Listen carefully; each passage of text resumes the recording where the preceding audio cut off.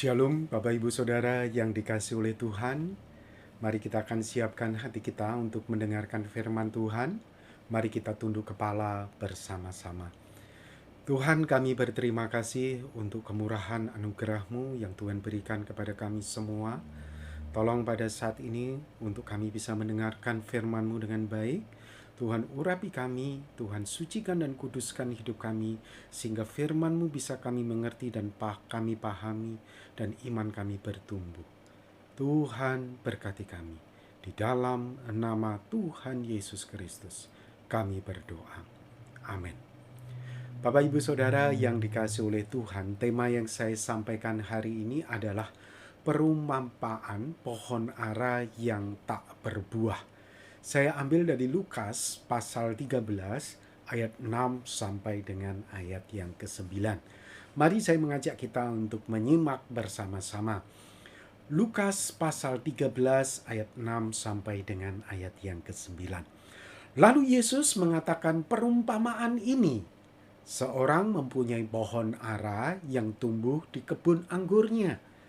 Dan ia datang untuk mencari buah pada pohon itu. Tetapi ia tidak menemukannya. Lalu ia berkata kepada pengurus kebun anggur itu, "Sudah 3 tahun aku datang mencari buah pada pohon ara ini, dan aku tidak menemukannya. Tebanglah pohon ini, untuk apa ia hidup di tanah ini dengan percuma?" Jawab orang itu, "Tuan, biarkanlah dia tumbuh tahun ini lagi. Aku akan mencangkul tanah sekelilingnya dan memberi pupuk kepadanya. Mungkin tahun depan ia berbuah, jika tidak, tebanglah dia." Sebelum kita membahas kisah ini, Bapak Ibu Saudara, saya mau cerita bahwa kisah ini mengingatkan tentang kisah saya secara pribadi. Di belakang rumah saya ini ada pohon jambu Jamaika yang saya tanam kurang lebih 10 tahun yang lalu, Saudara. Hanya awalnya tingginya tidak sampai 1 meter, sekarang kurang lebih bisa mencapai 10 meter, Saudara, di belakang rumah saya. Pada waktu tahun ketiga dan keempat kurang lebih, ada satu buah yang pertama dari pohon Jamaika ini. Dan ketika saya petik kemudian saya makan, wow, buahnya sangat enak, sangat manis, Saudara, dan segar sekali. Kemudian pada musim berikutnya kami panen dengan banyak dan buahnya enak. Kemudian musim berikutnya kami panen lagi dan kemudian kami bagi-bagi ke tetangga dan orang-orang yang kami kenal. Namun Saudara, dengan bertambahnya usia, kami juga tidak tahu apa penyebab secara pasti. Namun setiap musim buahnya jadi buruk. Saudara, semakin lama semakin tinggi, tapi buahnya semakin waktu semakin tidak bisa dimakan. Yang terakhir kali buah ini sudah kami tidak bisa makan lagi, tapi buahnya banyak. Karena buahnya hasilnya jelek, Saudara, bentuknya. Kemudian cepat membusuk dan banyak ulatnya, Saudara. Saudara, jadi buah ini pada akhirnya tidak bisa dimakan sama sekali. Awal-awal ketika kami menemukan bahwa buah ini semakin jelek, saya berkata kepada istri saya, "Kita tebang saja pohon jambu ini karena memang tidak ada manfaatnya lagi." Namun istri saya berkata kepada saya, "Tunggu lagi. Mungkin pada musim berikutnya akan menghasilkan buah yang lebih bagus. Kita coba kasih pupuk." Dan betul, Saudara, saya kasih pupuk. Namun hasilnya, Saudara, sungguh sangat mengecewakan. Sampai pada kesimpulan yang terakhir, istri saya pun sepakat. Ya sudah, kita sebentar cari orang, kita akan tebang pohon Jamaika ini. Itu kesimpulannya. Karena memang pohon ini, Saudara, buahnya tidak bisa dinikmati sama sekali. Saudara, saya kira ini yang terjadi juga dengan pemilik dari pohon ara di kebun anggurnya ini. Dia melihat Pohon ini sudah tidak ada manfaatnya lagi. Buat apa dia tumbuh di situ jika hasil buahnya tidak ada, tidak bisa ada manfaat bagi orang-orang di sekitarnya. Saudara-saudara perlu pahami bahwa pemilik pohon ara ini melambangkan Tuhan. Dan pohon ara itu sendiri adalah lambang dari bangsa Yahudi yang berlimpah-limpah daun pekerjaan keagamaannya, tetapi tidak berbuah dalam buah-buah kebenaran. Saudara, kalau saudara baca di dalam Hosea 9 ayat yang ke-10, saudara akan bisa melihat bahwa seringkali Tuhan itu memakai pohon ara untuk menggambarkan bangsa Yahudi, bangsa Israel yang hidupnya tidak berbuah. Saudara, perumpamaan ini saya melihat menyatakan dua hal. Yang pertama, kepedihan hati Tuhan ketika melihat anak-anak Tuhan tidak menghasilkan buah kebenaran. Yang kedua, saudara, kesempatan kedua dari Tuhan yang diberikan kepada anak-anak Tuhan ini untuk menghasilkan buah kebenaran. Sekarang kita akan melihat apa yang menjadi kepedihan hati Tuhan. Di situ Tuhan Yesus berkata, seorang mempunyai pohon ara yang tumbuh di kebun anggurnya. Ia datang untuk mencari buah pada pohon itu, tetapi ia tidak menemukannya. Sudah 3 tahun dinanti-nantikan buah itu, tetapi tidak ada hasilnya. Akhirnya Tuhan itu sedih hatinya dan berkata, tebang aja pohon ini. Untuk apa ia hidup di tanah ini dengan percuma? Pada waktu Tuhan Yesus menyampaikan ini, Tuhan Yesus sedang berbicara kepada orang-orang Israel pada waktu itu, yang nampaknya kehidupan keagamaannya luar biasa, tetapi hidupnya tidak menghasilkan buah kebenaran. Nampaknya rohani, nampaknya saleh, tapi tidak menghasilkan buah kebenaran.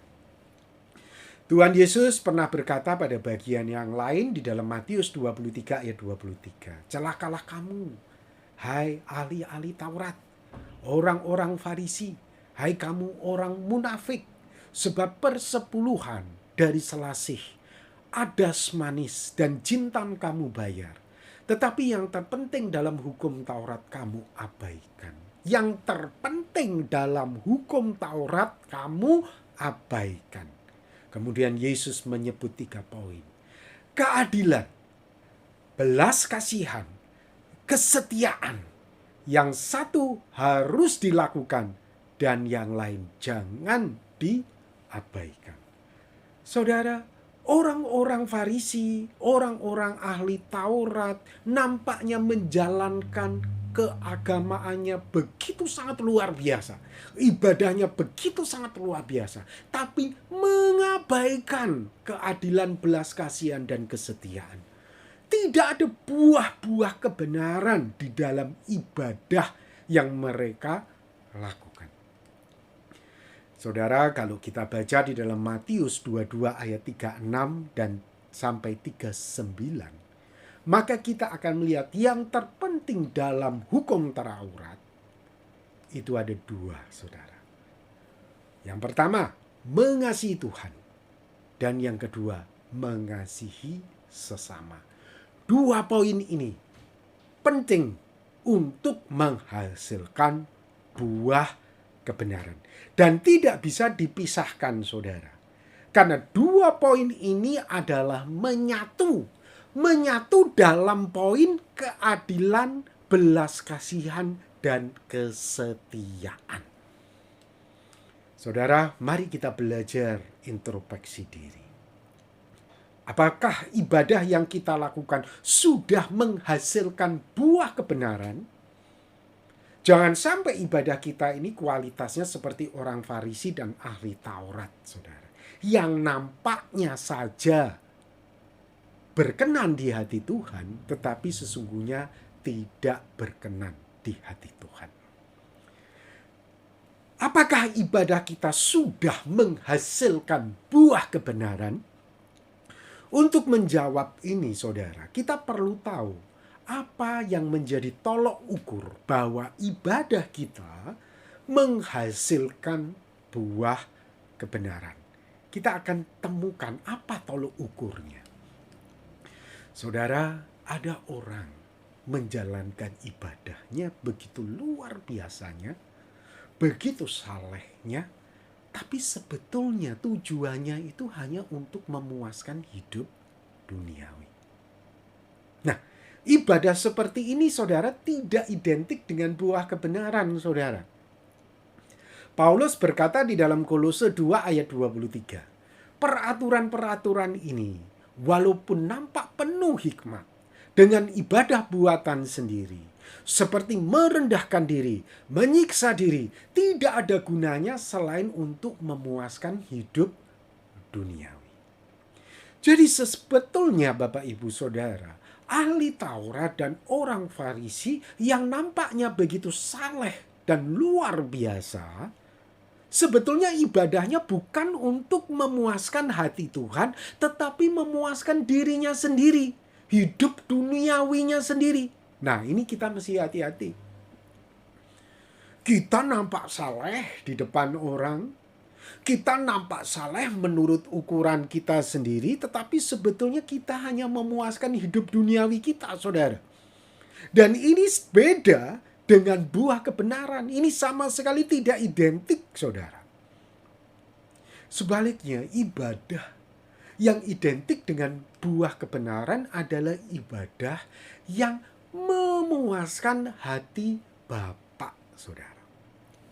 Saudara, kalau baca di dalam Matius 7 ayat 21 sampai 23, di situ dikatakan Tuhan Yesus berkata, bukan setiap orang yang berseru kepadaku Tuhan, Tuhan akan masuk ke dalam kerajaan surga, melainkan dia yang melakukan kehendak Bapa-Ku yang di surga. Dengan lain kata, dia mereka yang memuaskan hati Bapa di surga.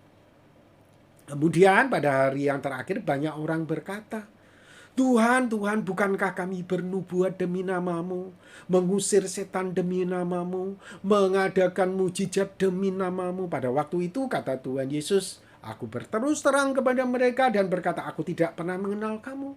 Hanyalah daripadaku kamu sekalian pembuat kejahatan.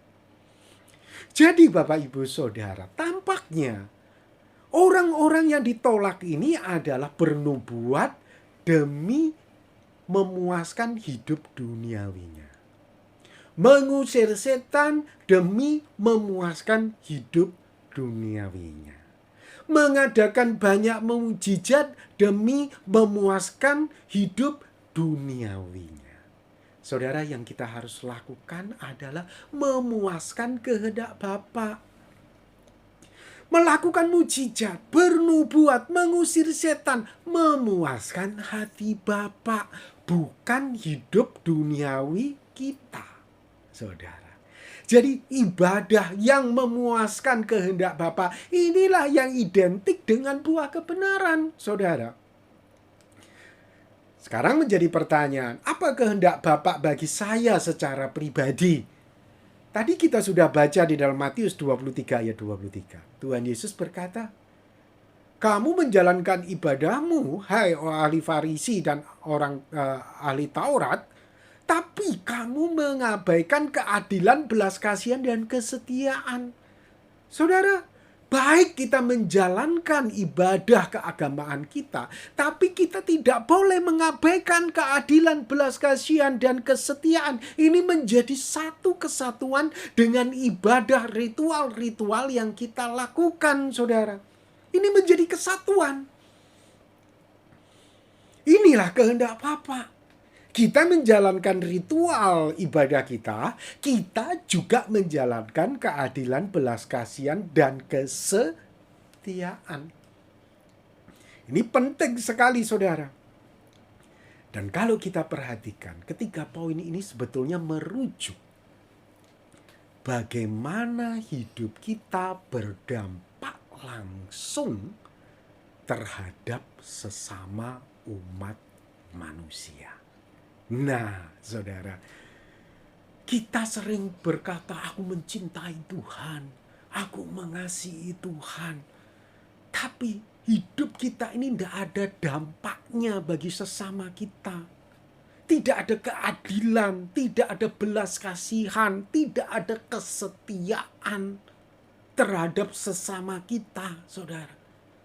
Padahal ibadah itu antara Tuhan dan sesama itu menjadi satu kesatuan yang tidak bisa dipisahkan. Yohanes berkata di dalam 1 Yohanes pasal 4 ayat 20 dan 21. Jika seorang berkata, aku mengasihi Allah, dan ia membenci saudaranya, maka ia adalah pendusta. Karena barang siapa tidak mengasihi saudaranya yang dilihatnya, tidak mungkin mengasihi Allah yang tidak dilihatnya. Dan perintah ini kita terima dari Dia. Barang siapa mengasihi Allah, ia harus juga mengasihi saudaranya. Jadi saudara, mengasihi Allah dan mengasihi sesama ini adalah satu kesatuan dan tidak mungkin dipisahkan. Kamu bilang mengasihi Allah, kamu pasti mengasihi sesama. Dan tidak mungkin terpisahkan itu, saudara.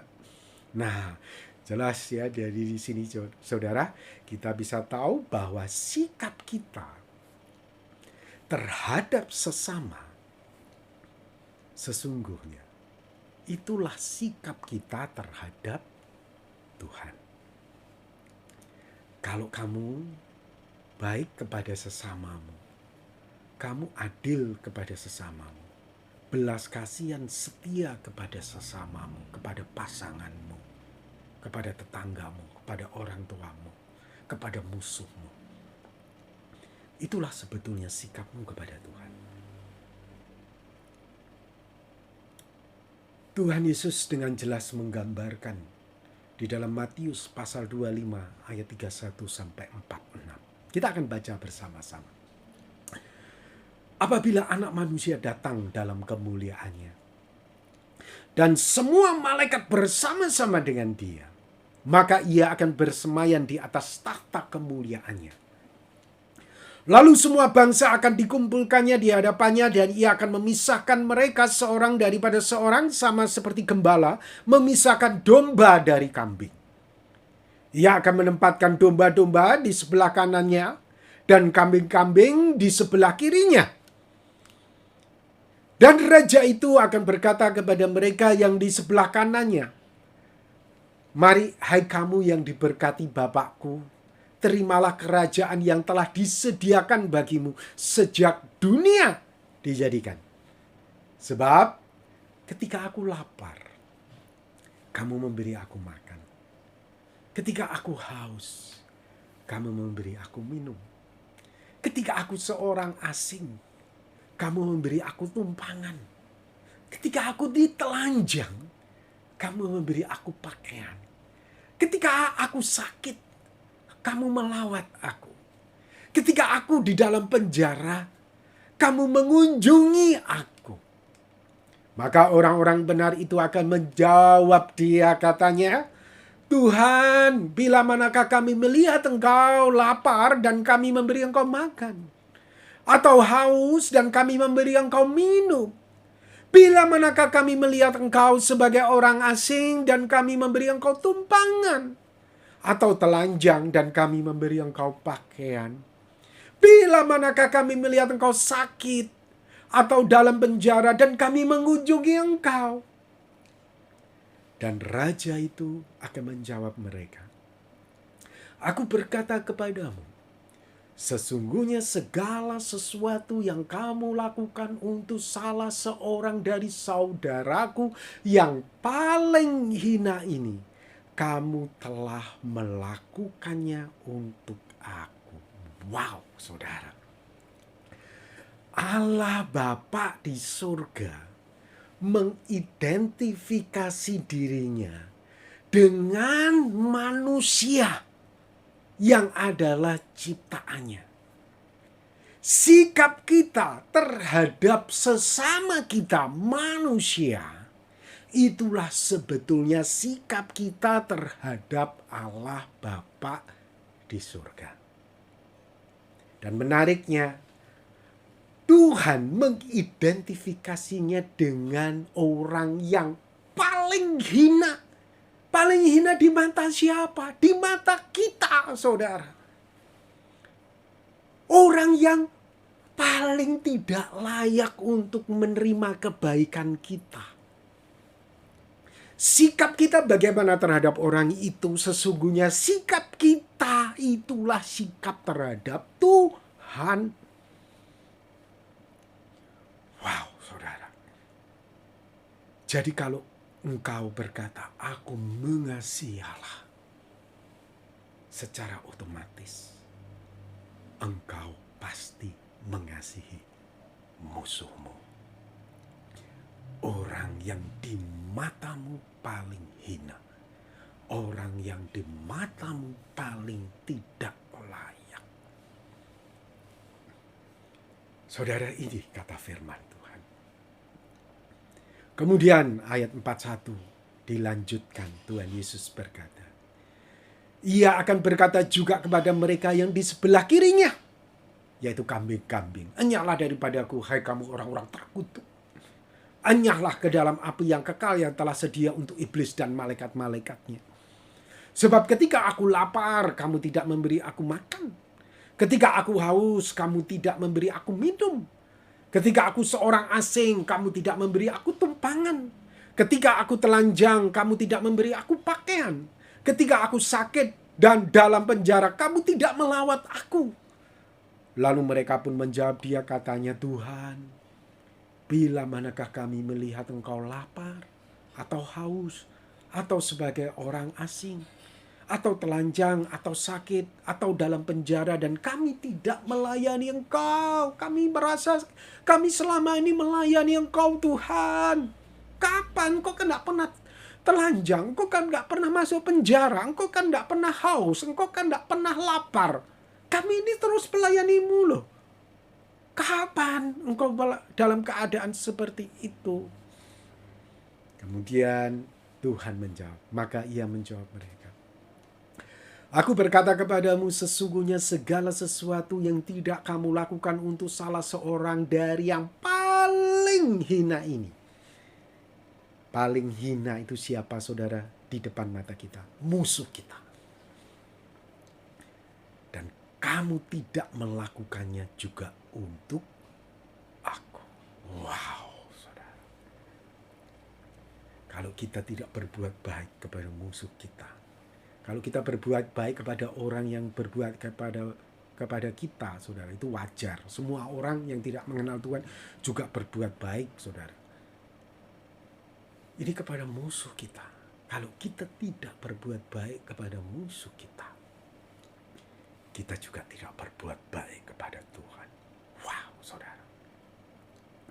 Dan kambing-kambing ini, mereka ini akan masuk ke dalam tempat siksaan yang kekal. Tetapi orang benar, yaitu domba-domba tadi, hidup dalam kerajaan Allah. Jadi saudara, sikap kita terhadap sesama, saya katakan mulai dari yang kita anggap layak sampai yang kita anggap tidak layak, yaitu musuh kita. Itulah sebetulnya sikap kita terhadap Tuhan. Oleh sebab itu saudara, terhadap musuh kita pun kita tidak boleh mengata-ngatain. Kita tidak boleh mencaci maki. Oleh sebab itu Alkitab juga melarang kita untuk mengutuki musuh-musuh kita. Karena apa, saudara? Karena mereka-mereka ini adalah diciptakan serupa dan segambar dengan Allah.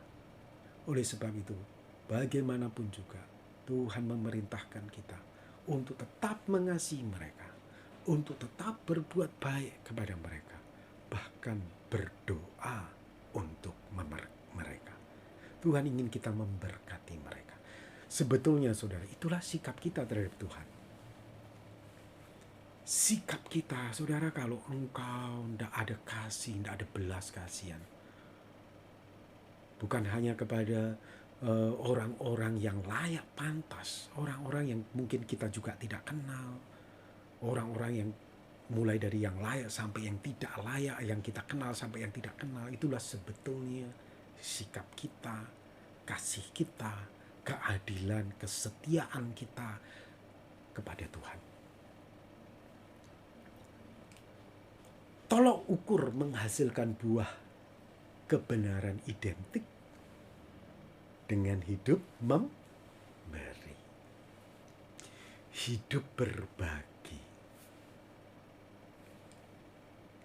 Saudara, belas kasihan itu memberi. Keadilan itu memberi. Kesetiaan itu memberi, saudara. Tolok ukur menghasilkan buah kebenaran adalah identik dengan hidup memberi. Sekarang saya tanya, sudahkah hidupmu berdampak langsung terhadap sesamamu? Atau dengan lain kata, sudahkah hidupmu itu memberi keadilan, memberi belas kasihan, memberi kesetiaan secara langsung terhadap sesamamu? Itulah sebetulnya sikapmu kepada Tuhan. Apabila di antara Bapak Ibu Saudara ada yang menjawab belum, saudara, dari perumpamaan ini kita bisa belajar kebenaran yang berikutnya. Tuhan memberi kesempatan kedua. Wow, saudara. Engkau tidak berbuah seperti pohon ara itu. Pengurus kebun anggur itu berkata, aku akan cangkul tanahnya. Aku akan kasih pupuk lagi. Siapa tahu tahun depan dia akan berbuah. Saudara, inilah hati Tuhan terhadap kita yang tidak berbuah. Tuhan memberikan kesempatan kedua. Gunakan dengan sebaik-baiknya kesempatan itu, saudara. Karena jika engkau tidak menggunakan kesempatan kedua itu dengan sebaik-baiknya, firman Tuhan berkata tahun depan jika ia tidak berbuah, tebang. Ini sudah final judgment, saudara. Tebang. Saudara, di dalam 2 Petrus 3 ayat yang ke-9. Tuhan tidak lalai menepati janjinya. Sekalipun ada orang yang menganggapnya sebagai kelalaian. Tetapi ia sabar terhadap kamu, karena ia menghendaki supaya jangan ada yang binasa. Jangan ada yang tebang, saudara. Melainkan supaya semua orang berbalik dan bertobat.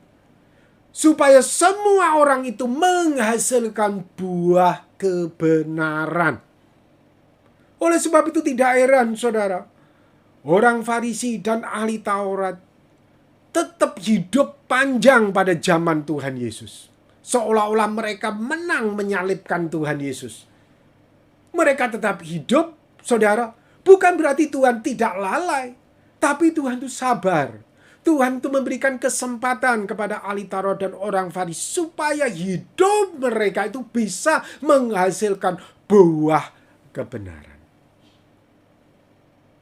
Saudara, ini juga adalah sikap Tuhan terhadap kita sebagai Israel rohani. Jika engkau merasa hidupmu belum berbuah kebenaran, tidak ada engkau memberi keadilan kepada orang, tidak ada engkau memberikan belas kasihan, kesetiaan kepada sesamamu, tidak ada engkau memberikan tumpangan, tidak ada engkau memberikan pakaian, tidak ada engkau memberikan minum kepada orang yang haus, melawat mereka yang sakit, tidak mengunjungi mereka pada waktu mereka di dalam penjara. Saudara, Tuhan memberikan kesempatan kedua. Lakukan itu sekarang. Lakukan itu, kerjakan itu sekarang. Karena Tuhan ingin semua kita menghasilkan buah kebenaran. Saudara, kesempatan kedua yang digambarkan oleh Yesaya ini, sungguh saudara, Allah itu merendahkan diri untuk memberikan kesempatan kedua kepada orang-orang Israel. Bayangin, di dalam Yesaya 65 ayat 1 sampai 2. Aku telah berkenan memberi petunjuk kepada orang yang tidak menanyakan aku. Orang ini tidak berbuah, tidak mau cari aku, tidak mau tanya. Aku telah berkenan ditemui oleh orang yang tidak mencari aku. Aku telah berkata ini aku kepada bangsa yang tidak memanggil namaku. Bangsa yang tidak menghasilkan buah, aku terus mencangkul tanah di sekelilingnya, memberikan pupuk. Aku berkata ini aku. Bayangin saudara. Ini loh sebetulnya sikap Tuhan kepada kita. Kita yang tidak menghasilkan buah. Tuhan itu tiap hari berkata ini aku. Ayat 2, sepanjang hari aku telah mengulurkan tanganku kepada suku bangsa yang memberontak, yang menempuh jalan yang tidak baik dan mengikuti rancangannya sendiri sepanjang hari. Saudara, Tuhan memberikan kesempatan kedua, seolah-olah saudara Tuhan itu merendahkan diri seperti itu untuk kita. Ketika kita pikir, wow, biarlah, seolah-olah kita tidak menghormati Dia. Kita tidak menghargai Tuhan sama sekali. Tapi Tuhan itu tetap luar biasa. Dia tetap sabar. Dia tetap rendah hati. Saudara, luar biasa Tuhan. Saudara, manfaatkan kesempatan kedua ini dengan sebaik-baiknya. Jangan sampai saudara kita lewat. Beberapa orang itu meremehkan kesempatan kedua. Ini yang Paulus katakan di dalam Roma pasal 2 ayat 4-6. Maukah engkau menganggap sepi kekayaan kemurahannya, kesabaran dan kelapangan hatinya? Tidakkah engkau tahu bahwa maksud kemurahan Allah ialah menuntun engkau kepada pertobatan, menuntun engkau supaya engkau menghasilkan buah kebenaran? Tetapi oleh kekerasan hatimu yang tidak mau bertobat, engkau menimbun murka atas dirimu sendiri. Pada hari waktu mana murka dan hukuman Allah yang adil akan dinyatakan, Ia akan membalas setiap orang menurut perbuatannya. Bayangin, saudara. Tuhan itu sabar. Tapi seringkali diri kita sendiri, Bapak, Ibu, Saudara sendiri yang menimbun murka atas dirimu sendiri. Jangan itu sampai terjadi. Saudara, Tuhan memberikan kesempatan. Mari kita gunakan kesempatan kita. Kita belajar memberi keadilan, memberi belas kasihan, memberi kesetiaan kepada sesama kita. Kita berikan kepada mereka, saudara. Menghasilkan buah-buah kebenaran. Kalau tidak, saudara, kita nimbun murka kita sendiri sampai final judgment, pengadilan akhir nanti. Satu hari Tuhan Yesus bercerita, ada sebuah kisah dalam Matius 21 ayat 18. Kita baca di situ, pada pagi-pagi hari dalam perjalanannya kembali ke kota, Yesus merasa lapar. Dekat jalan ia melihat pohon ara lalu pergi ke situ. Tetapi ia tidak mendapatkan apa-apa pada pohon itu selain daun-daun saja. Katanya kepada pohon itu, engkau tidak akan berbuah lagi selama-lamanya. Dan seketika itu juga keringlah pohon ara itu. Nah ini sudah penghakiman akhir. Ini pohon tidak menghasilkan buah. Orang di sekitarnya tidak merasakan manfaat kasihnya, keadilannya, kesetiaannya, berkat-berkat darinya. Tidak ada di sekeliling merasakan itu, saudara. Tebang.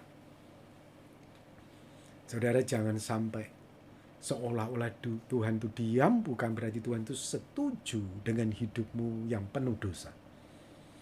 Tuhan diam. Karena Tuhan memberikan kesempatan kedua supaya engkau menghasilkan buah kebenaran. Manfaatkan kesempatan itu dengan sebaik-baiknya. Manfaatkan kesempatan itu dengan sebaik-baiknya. Dan raja itu akan menjawab mereka, aku berkata kepadamu, sesungguhnya segala sesuatu yang kamu lakukan untuk salah seorang dari saudaraku yang paling hina ini, kamu telah melakukannya untuk aku. Sikap kita kepada sesama, itulah sikap kita kepada Tuhan. Amin. Mari kita akan berdoa bersama-sama. Tuhan, terima kasih untuk firman yang Tuhan sudah nyatakan kepada kami. Tolonglah kami ya Tuhan, untuk hidup kami ini berbuah kebenaran. Jika Engkau mendapati hidup kami selama ini tidak berbuah kebenaran, kami tetap hidup dalam dosa dan pelanggaran. Ampunilah kami. Tolonglah kami untuk kami bisa memanfaatkan kesempatan kedua ini dengan sebaik-baiknya. Tuhan, berkati jemaat-Mu dimanapun mereka berada. Dan biarkan iman mereka bertumbuh di dalam Engkau. Di dalam nama Tuhan Yesus Kristus kami berdoa. Amin.